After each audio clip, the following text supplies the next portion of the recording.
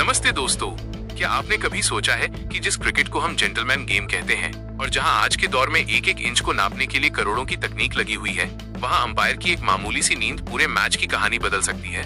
पाकिस्तान और ऑस्ट्रेलिया के बीच हाल ही में संपन्न हुई टीवी सीरीज ने जहां रोमांच के नए रिकॉर्ड बनाए, वहीं एक ऐसी घटना भी सामने आई जिसने क्रिकेट जगत को शर्मसार कर दिया है।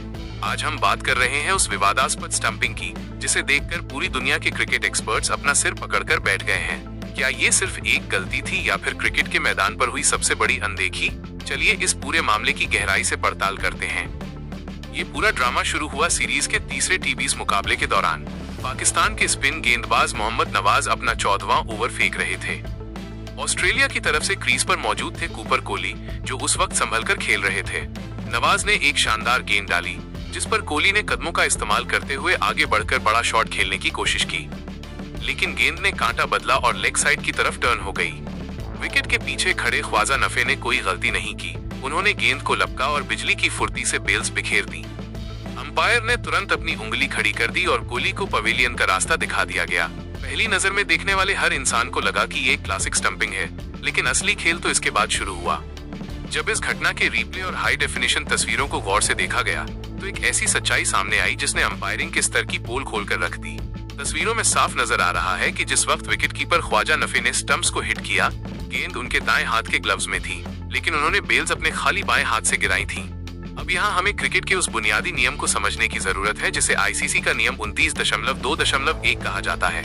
यह नियम स्पष्ट रूप से कहता है कि स्टंप्स को तभी डाउन या गिरा हुआ माना जाएगा जब विकेट उसी हाथ या बाजू से गिराया जाए जिसमें गेंद मौजूद हो। यानी अगर गेंद आपके दाएं हाथ में है तो आपको दाएं हाथ से ही स्टंप्स को छूना होगा।